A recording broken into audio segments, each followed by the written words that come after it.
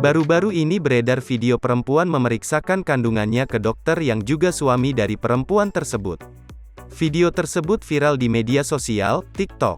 Wanita bernama Akmarina ini tengah hamil 7 bulan. Ia membuat janji dengan sang suami untuk kontrol kandungan di tempat praktiknya. Momen Akmarina periksa kandungan pun diabadikan melalui rekaman video di handphone. Lantas, dia membagikan video tersebut di akun TikToknya, @dr.akmarina hingga viral. Hingga Minggu, tanggal 13 Februari tahun 2022, video milik Akmarina sudah dilihat lebih dari 3 juta pengguna. Kemudian, disukai lebih dari 150.000 pengguna. Beragam komentar pun disampaikan warganet.